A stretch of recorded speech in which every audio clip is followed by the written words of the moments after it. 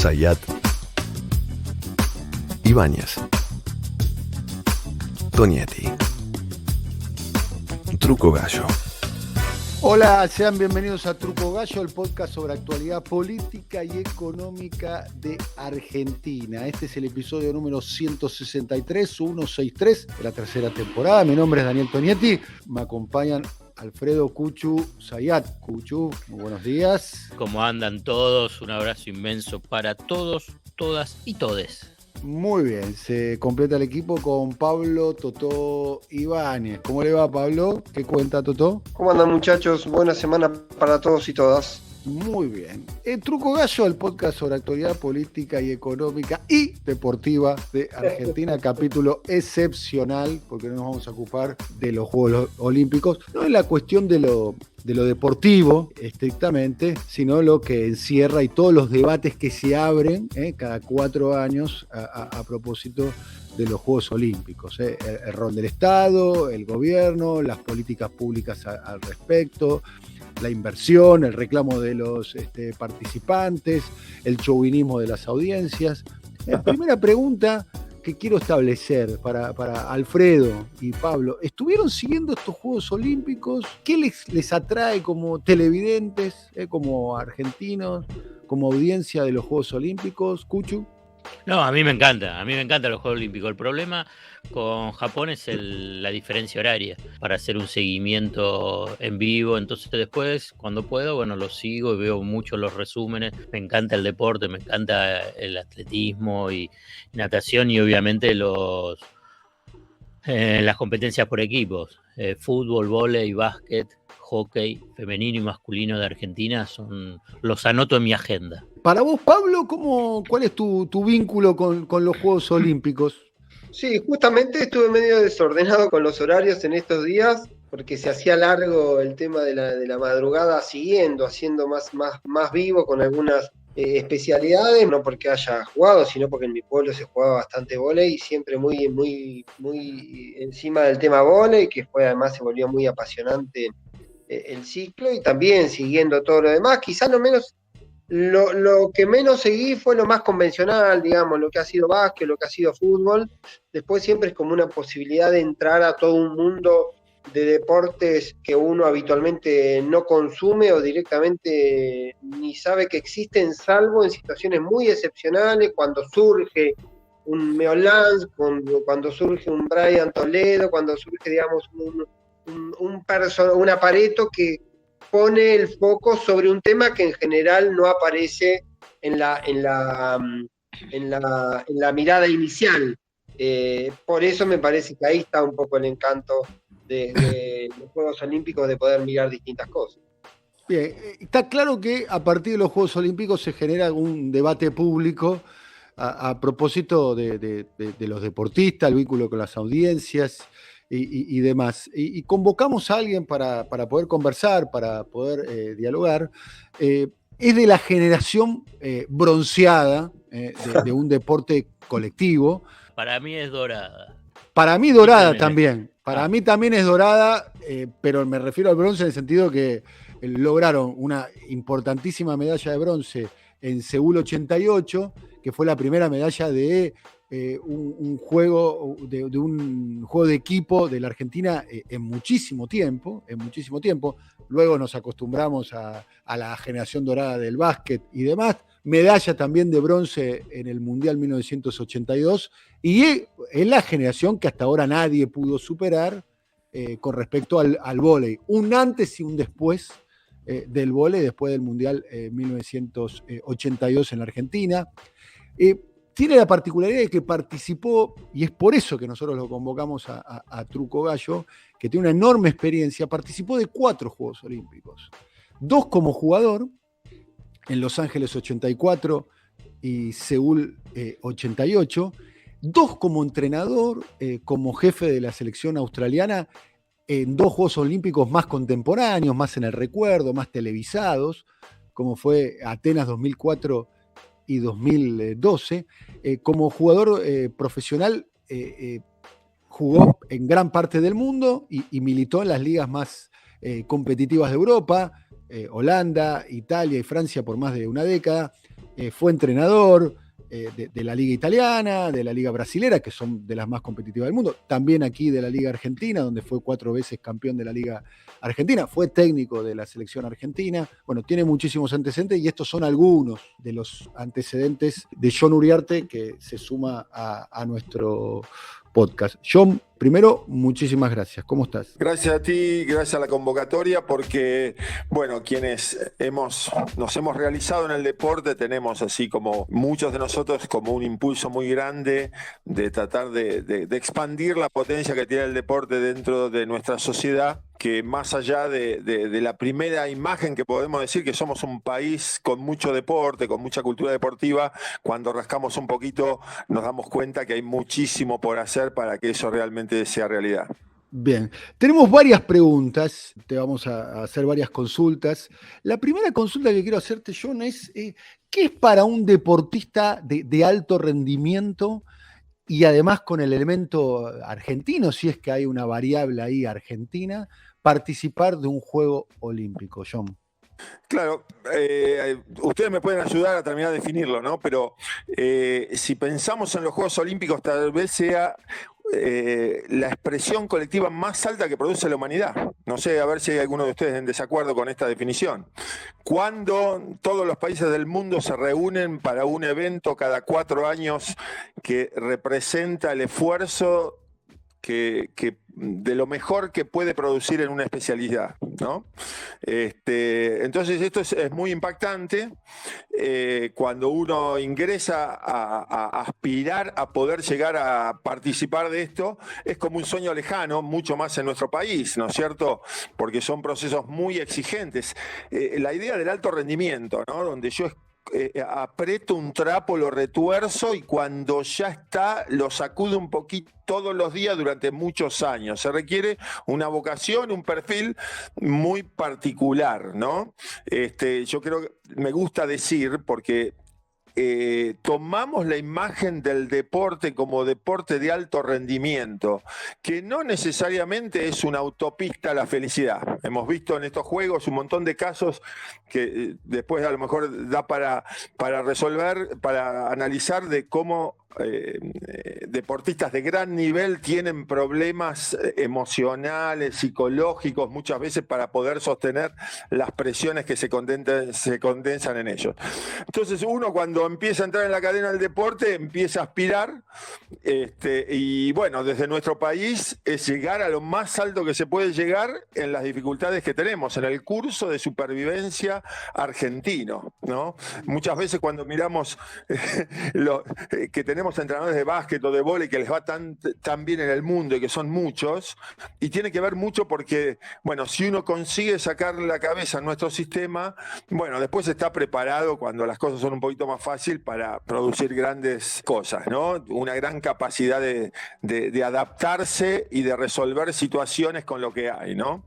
Así que bueno, para quien tiene la chance finalmente de poder ingresar y llegar a esto, es un camino de muchísima realización, pero hay que manejarlo porque en algunos momentos también, y más en estos tiempos, ¿no? De estos tiempos mediáticos, de redes y demás, alrededor de un deportista de alto rendimiento se condensan un montón de presiones, de intereses, ¿no? De empresas, de sponsors, de federaciones, de la necesidad de resultados, y conjugar todo eso muchas veces es muy difícil. Faltan un par de días. No sé si te animás ya a hacer una especie de balance de este juego respecto al desempeño de la Argentina. Para un análisis profundo, si es necesario incluir esa variante, porque la Argentina nunca ganó más de 7 medallas, ¿me entendés? Entonces, entre 0 y 7, bueno, qué sé yo, qué riguroso puede ser. En este momento hemos ganado la medalla de Seven de rugby, que es muy interesante porque el rugby se ha incorporado por segundo a Juegos Olímpicos a competir, y creo que, bueno, las dificultades que tenemos con el rugby en Argentina le va a ser muy bien hermanarse con todos los deportes, ¿no? Y bueno, consiguieron la medalla de bronce, que es un gran logro para el deporte. Ahora están nuestros deportes, el básquet, el vóley, el hockey femenino, están entrando en chance de pelear por medalla, y bueno, hay que esperar esos resultados. Pero creo que los debates que se suscitan, ¿no? De un montón de cosas que repetitivamente llegan cada 4 años, desde siempre en realidad, y que un poco la creación del ENARD en el 2009 por parte del gobierno de Cristina llegó a solucionar el aspecto de esta vidriera del deporte, ¿no? Porque esto es un problema grande que tenemos. Acá se está hablando de la vidriera del deporte, donde están puestos los focos durante un mes en esa elite que llega al final. Pero resulta que en Argentina no tenemos números de la cantidad de chicos que no entran jamás al deporte o que lo hacen en manera completamente desprovista, ¿no es cierto? Y que en realidad ahí tenemos un área de intervención de mucho valor para la Argentina, para una sociedad. Ahí está como definiendo dos planos que uno imagina que se terminan combinando. Lo que puede ser el deporte como plano social, de expresión, de contención, de acompañamiento, de permitir un desarrollo, y después lo que cuando uno habla de Juegos Olímpicos habitualmente habla ya de altísimo nivel, de primera línea, digamos, deportes de élite. Vos, claro, de todas maneras, conjugás los dos fenómenos, digamos, los vinculás. Claro. Bueno, esto es exactamente, acá estamos llegando a un núcleo que me parece central entre el deporte de promoción social. Todos somos iguales ahí adentro de una cancha, ¿no es cierto? Y desarrollamos un montón de capacidades y disfrutamos y gozamos.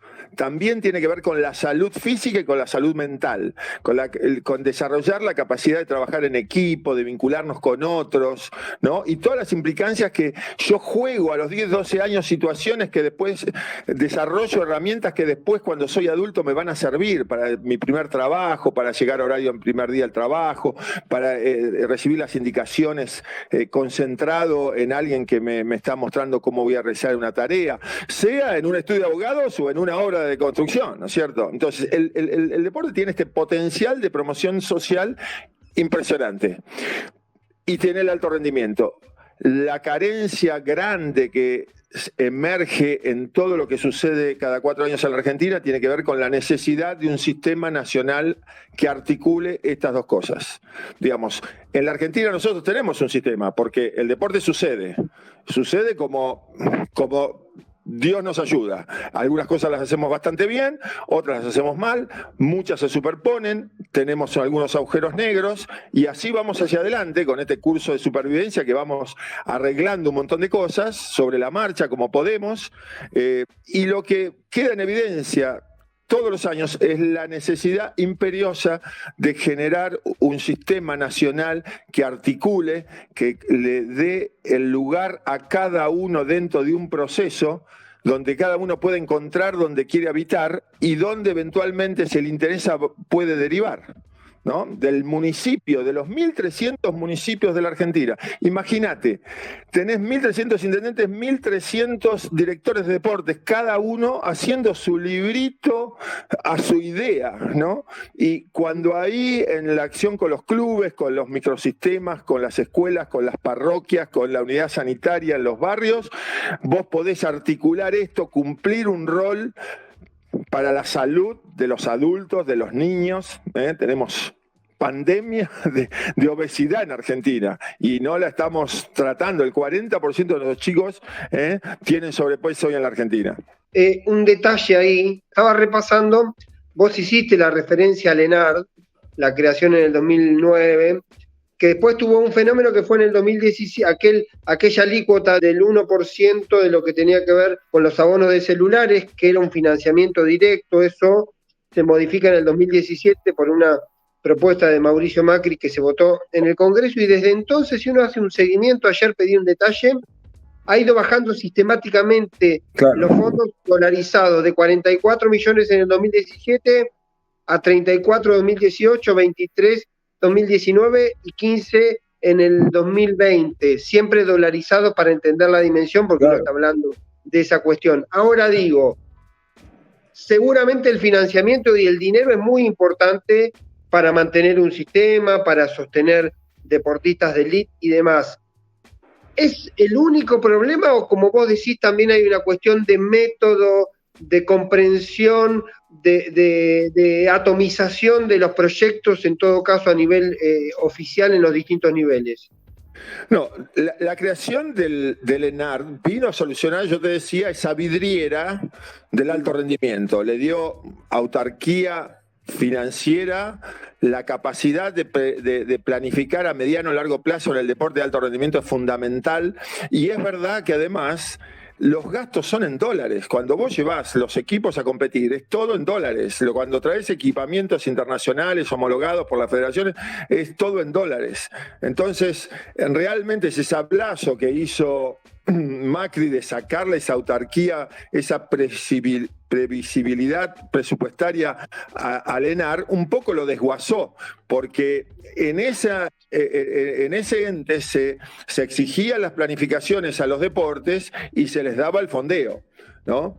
Pero ojo, que a mí me gustaría también traer a colación la creación del ENADED en el 2015, que iba a tener la función de fondear y desarrollar el deporte de base y la infraestructura que necesita la Argentina. Eso se iba a hacer con una tasa similar a la que se había hecho a los abonos celulares, a las bebidas edulcoradas. Y a último momento, el último día, se sancionó la ley, pero sin el fondeo. John, ¿qué sería ese ente? Ente Nacional de Desarrollo Deportivo.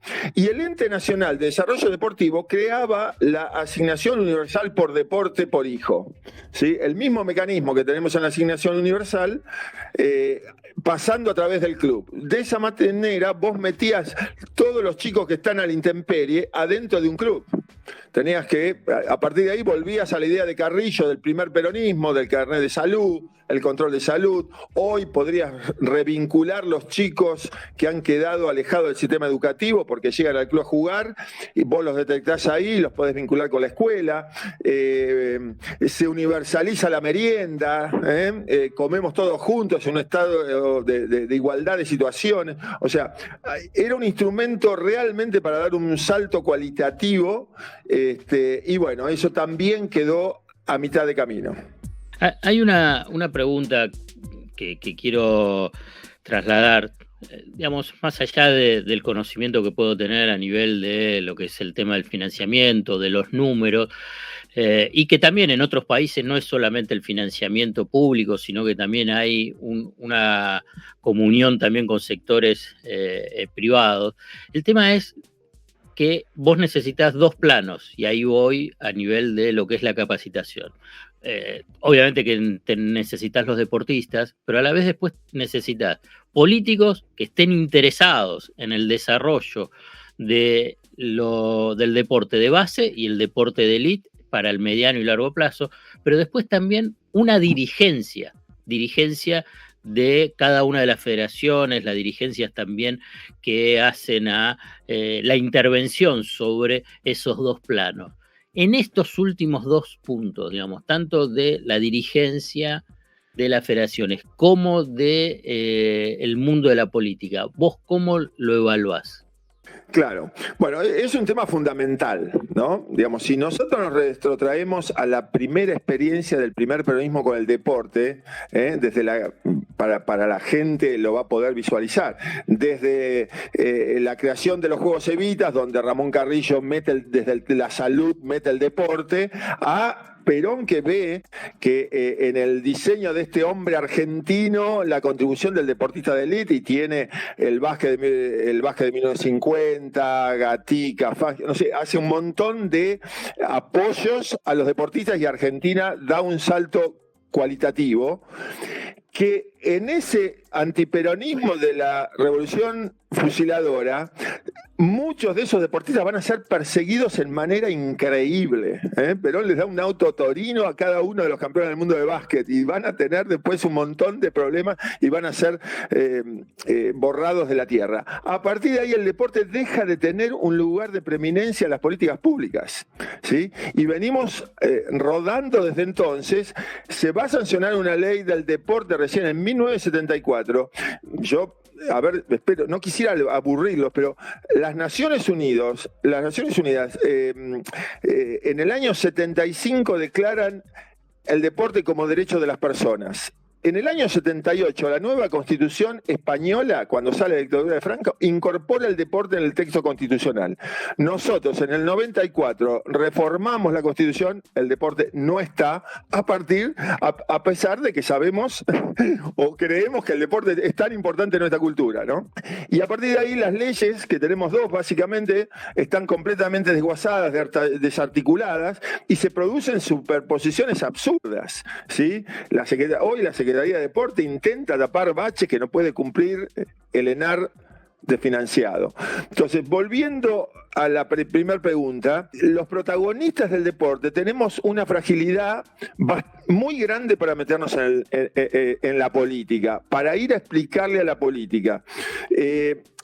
Acá aparecen un par de cosas. Primero, que el deportista de alto rendimiento, el entrenador que está llegando, necesita en algún momento discutir un contrato, pedir una beca, un viaje, un acompañamiento con alguien que a lo mejor necesitaría criticar. Y eso le genera una dependencia, porque la vida es muy corta, las oportunidades son ahí, en 8 años se jugó todo. Entonces, me cuelgan de un mundial, me cuelgan de una Olimpiada, fue. Creo que para los que hemos estado viendo la Copa América, a lo mejor pudieron detectar un detalle muy llamativo. Después del segundo partido, el capitán de Bolivia, en el fútbol estamos hablando, Sí. Habló de los 163 contagiados de COVID que había al interno de la Copa América y la CONMEBOL lo suspendió por 2 fechas. Sí, así. Imagínate el efecto de amedrentamiento que genera que el capitán de un seleccionado de fútbol viene suspendido por ese motivo, ¿no? Entonces, ahí hay una dificultad muy grande que además ancla muy bien en aquel paradigma del olimpismo de no mezclar la política con el deporte. ¿Te acordás cuando allá eran amateurs y estaba mal visto mezclarlo, ¿no? Entonces, desde ese resabio, con esta realidad, y aparece un fenómeno que me parece que para ustedes a lo mejor hasta me terminan ayudando a enriquecerlo. El Comité Olímpico Internacional se transformó de aquella institución que batallaba por hacer perdurar el amateurismo a una multinacional de negocios. Organizar hoy los Juegos Olímpicos exige un esfuerzo empresario multimillonario, ¿no? Donde se conjugan muchas contradicciones. A veces en el patio de comida de la Villa Olímpica vos tenés un kiosquito de McDonald's que es la antítesis de la buena alimentación, ¿no es cierto? Pero bueno, pondrá el tortón ahí. O lo tenés a Cristiano Ronaldo pidiendo agua y corriendo 2 botellitas de Coca-Cola y $5.000 millones caen en 2 días las acciones de Coca-Cola en todo el mundo, ¿no? Mirá lo que se está jugando ahí. En este combo se juegan muchas cosas y la complejidad de todo esto exige la conducción política y la visión que la política tiene que adquirir, pero quienes sabemos del deporte dudamos de meternos en ese campo para explicarlo, para promoverlo. Entonces ahí hay un movimiento que no se termina de resolver. John, quiero hacerte un par de preguntas a propósito de un país, Cuchu, Pablo, que es un país fetiche a la hora del debate público en Argentina, que es Australia, ¿no? Siempre se pone, de hecho hay mucha bibliografía al respecto, un libro de Daniel Mundnik, otro libro de Pablo Gerchunov, a propósito de por qué la Argentina no fue a Australia, ¿no? Y vos tuviste la oportunidad de ser el jefe de la selección australiana de vóley, como dijimos en la presentación, durante 2 Juegos Olímpicos, ¿no? Atenas y Londres. ¿Qué sacás de la experiencia de Australia que se pueda traspolar, que se pueda verificar, que se pueda aplicar en la Argentina? Y otra pregunta que te quiero hacer, no sé si está relacionada una con la otra pregunta. Estamos acostumbrados en los Juegos Olímpicos, que ya sabemos, recién destacaste vos, bueno, ya tenemos una medalla, que es la medalla del rugby. Ya nos acostumbramos en los Juegos Olímpicos que las leonas o los leones no se bajan del podio, ¿no? O siempre tienen posiciones expectantes, ¿no? Bronce, plata u oro.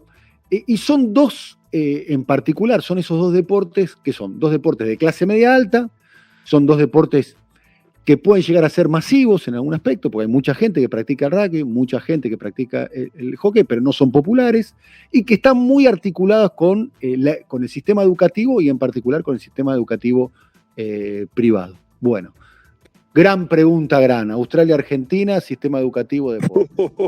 Bueno, no, el rugby y el hockey tienen una característica también, que los países que lo practican a gran nivel no es comparable con lo que sucede con el básquet y el vóley, por ejemplo, ¿no? Digamos, la comunidad británica en el mundo, el Commonwealth, es el principal, junto con el cricket, el hockey, el rugby, son los deportes que los ingleses, además del fútbol, llevaron por el mundo y se practican en algunos países. Y ahí me sumo entonces a una pregunta, ¿qué se debe a esa anomalía argentina? También, entonces. Bueno, tenés que traerlo a Buñeschi que te responda a esa pregunta. Pero tuviste los británicos y era el imperio que Argentina se reflejaba, las élites en Argentina se reflejaban en Gran Bretaña. Y por eso se enlaza seguramente con ese origen que en nuestro país se practica, de origen se practicaba en ciertos sectores socioeconómicos que de a poquito se han ido abierto un poco más a la comunidad. Pero volviendo a Australia, que me parece lo más interesante, ahí se vive en un sistema capitalista. Educar a un chico con la práctica deportiva es un esfuerzo para los padres. Los padres lo hacen porque es bastante interesante. En el currículum de cualquier profesional hay dos ítems que pueden empoderar mucho un currículum.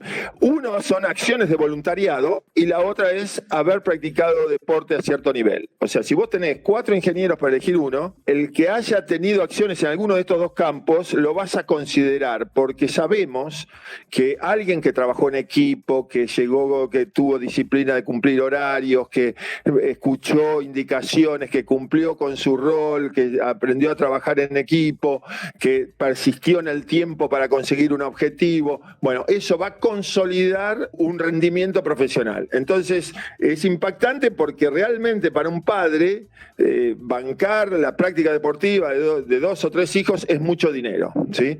Te puedo contar cosas que para nosotros son increíbles, digamos. Yo ni bien llego a Australia, el mejor jugador de la selección juvenil apenas yo llegué, no viajó porque era de una familia de pocos recursos y no podía cubrir el dinero que no cubría la federación.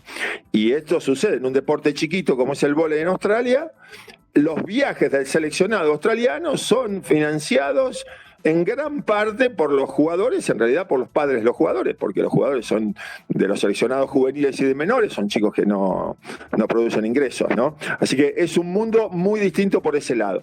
Lo que tiene es estas estructuras de management estructurado en el sentido anglosajón, con todo muy establecido, los roles de cada uno, quién cumple los roles y con muchas evaluaciones y con mucha competitividad, ¿no? Porque se cumplen los ciclos olímpicos y cada 4 años hay un tembladeral impresionante en el Instituto Australiano del Deporte. Yo trabajé 8 años en esa institución, que es la que conduce el alto rendimiento. En Australia hay un ministro de deportes, una Australian Sport Commission que maneja todo el deporte y un Instituto Australiano del Deporte que maneja el alto rendimiento. Y en esa estructura asume las características del alto rendimiento. Vos sabés que el alto rendimiento tiene esta cuestión darwiniana, ¿no? Que no es lo más lindo que queremos expandir para la sociedad. Pero esa medicina también la toman quienes conducen el instituto. Y hay mucho debate y hay estilos de distintas visiones de cuán centralizada tiene que estar la conducción y cuánto se tiene que abrir y bueno, debate político. Yo tengo una pregunta más. Recién lo que estaba subyacente un poco a lo que estábamos conversando aquí con vos, John, es la falta de una política más pública, de largo plazo, de Estado. De hecho, estabas contando los vaivenes de los diferentes proyectos, de cómo se financian, ¿no? Porque en la política las demandas son infinitas. Y el financiamiento es un recurso escaso y tenés que ver de dónde sacás el dinero para hacer una política pública. Vos hablabas recién también del impuesto a la telefonía celular, así se financió parte de la cuestión, también del impuesto fallido a las bebidas azucaradas y demás. Pero estoy pensando, y un poco antes de dialogar con vos, de quiénes son las autoridades hoy en términos de deporte. A ver, pienso que la secretaria de Deporte a nivel nacional, Inés Arrondo, es de una cercanía al presidente de la Nación. Se conocieron, tengo entendido, en la campaña del año 2017, cuando Inés Arrondo fue candidata de lo que se llamó el randacismo, la experiencia esa del randacismo en el 2017. Bueno, tiene antecedentes de haber participado, obviamente, como deportista, no tiene antecedentes de políticas públicas. Estoy pensando también en el caso de la ciudad de Buenos Aires, ¿no? Que acaba de recibir hace muy poco la experiencia de los Juegos Olímpicos de la Juventud. Tenía un subsecretario de Deportes que fue despedido porque habría participado en un campeonato, en un torneo de pádel durante la pandemia. Nobleza obliga, él en la carta de renuncia por esa supuesta denuncia mediática, pero dice que no participó del torneo. Hasta donde yo sé, no sé si ustedes me pueden corregir, quedó desierto la vacante de subsecretario de Deporte de la Ciudad de Buenos Aires. Yo no sé quién es hoy el subsecretario de Deporte de la Ciudad de Buenos Aires. Y como para ir un poco más lejos, ¿no? Insisto, es una crítica un poco más amplia, o una observación, mejor dicho. En la provincia de Buenos Aires, Axel Kicillof, el gobierno de Axel Kicillof, para ser más preciso, recién el 15 de mayo del año pasado se nombró a un subsecretario de Deporte. Estamos hablando de 6 meses después de asumido, digamos, ¿no? A 2 o 3 meses de la pandemia. Se trata de un médico, un traumatólogo, fue el médico de Las Leonas. Bueno, pareciera ser que hay como una especie, no sé si la expresión es adecuada, y te pregunto yo, una especie de agujero negro con respecto al tema de deporte. Claro. Como que no hay que la política en general, por eso nombré a Fernández, a Larreta y a Kicillof, como para que no haya distinción. Pareciera que no hay no se sabe qué hacer con el deporte. Te voy a hacer el recorrido un chiquito más largo, ¿no? Cuando el deporte de alto rendimiento se entremezcla con los negocios, con el marketing, tal es la potencia del instrumento deporte para intervenir en la sociedad con diversos temas, que el capitalismo, en esta capacidad mutante de ajustar y tomar todo lo que le sirve para perdurar, se apropia del deporte para promover productos, para estimular el consumismo.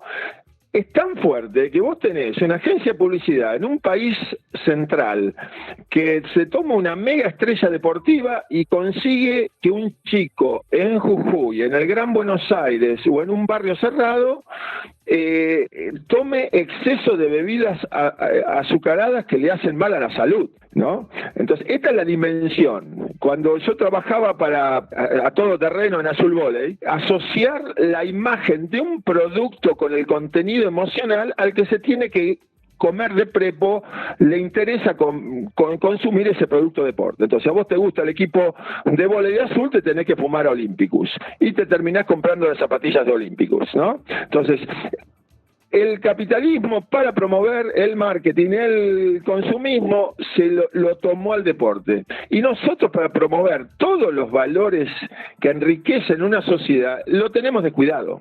Esto es muy fuerte. La responsabilidad que esto sucede, yo creo que el deporte tenemos que hacer mucho más para explicarle a la política de la importancia que tiene, aún para que la use, porque después que vayan y se saquen la foto con todos los campeones que tengan ganas, porque es producto de su política.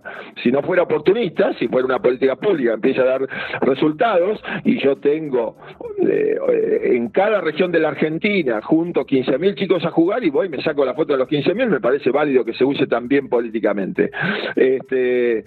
Pero bueno, un poco yo intenté describirte cómo es este mecanismo que los deportistas, entrenadores, que somos capaces, porque esto es algo muy llamativo, cada vez que vienen estos eventos extraordinarios, cuando un gran entrenador se gana los 5 minutos, los 15 minutos de audiencia de reflectores, viene la pregunta del diagnóstico sobre lo que hay que hacer en el deporte.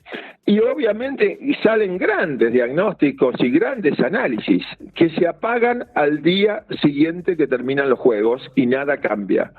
Romper este lugar es el complicado. Y ahí, bueno, me parece muy importante que los que hemos recibido mucho, es muy interesante cuando vos tenés un deportista que llega, en realidad, por más que la beca que te da el ENAR no sea mucho dinero o haya tenido vaivenes, en algún momento se cobró tarde, hubo una red que arrancó en tu familia, que siguió por tu club, por un entrenador que insistió en que vos te entrenaras cuando vos no la tenías clara, hubo un seleccionado de tu ciudad, de tu provincia, un seleccionado juvenil, todo tu patria que te contiene durante mucho tiempo, pero también una falta de formación en los atletas para que valoren estas situaciones, ¿no?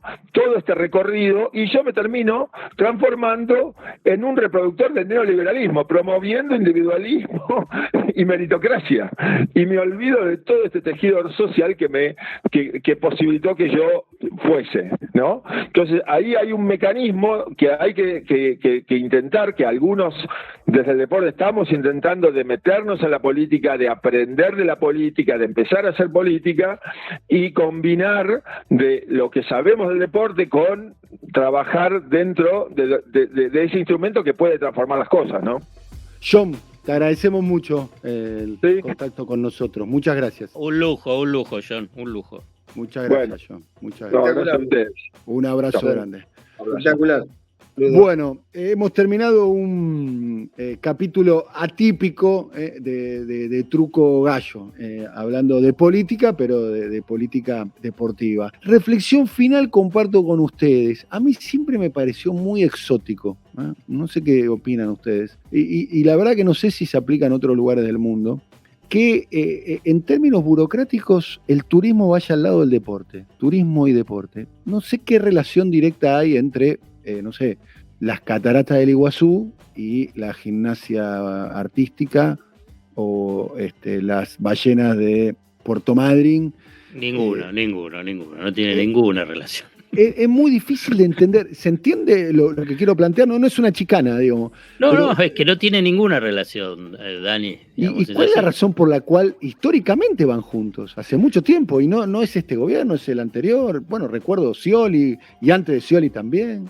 Es algo que me parece que ahí en esa semántica, en ese modo de organizar, hay algo para profundizar, digamos, porque pareciera ser que son dos mundos que no tienen mucho que ver, ¿no? El deporte, ni hablar del deporte de alto rendimiento o el deporte masivo, y la cuestión del turismo. Quería compartir eso con ustedes sobre el final. No sé si es un comentario absolutamente innecesario. No, al revés, fue perfecto porque es un cierre también para el análisis que John desarrolló en forma magistral de la necesidad de que haya una política profunda, seria, de mediano y largo plazo, que incluya a la política, que incluya el financiamiento, que incluya a la dirigencia, claramente. Sí, y además para mí lo que más me sedimenta cada vez que hablo con John es la cuestión de el deporte como un bien social también, ¿no? Claro. Hay 700.000 chicos y chicas que no pueden acceder al mercado laboral.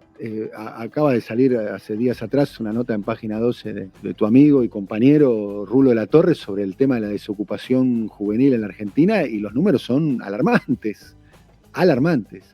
Y bueno, también son jóvenes ahí que están muy afuera de la posibilidad de poder acceder quizás a un club de barrio, a una forma recreativa y demás. Bueno, será hasta la próxima, Cuchu. Bárbaro, un abrazo grande para todos. Bueno, estoy tentado en preguntarle a Totó Ibáñez, el alcalde de Gonet, ¿cómo está viendo el alcalde de Gonet? ¿Hay algún deporte olímpico que se practique en la localidad de Gonet, en el Principado de Gonet? Sí, el deporte olímpico acá es el elogio al alcalde. El elogio al alcalde. Muy buena disciplina. Sí, hay competencia, le quiero decir. Alcaldes elogiados, hay competencia. Bueno, hasta la próxima. Grandes premios. Hasta la próxima. Chao, chao. Coordinación, Alfred Ábalos. Producción comercial, Pablo López. Realización, Simón Villarrubia. Diseño gráfico, Andrés Roch y Lisandro Aira para brasilcomunicación.com.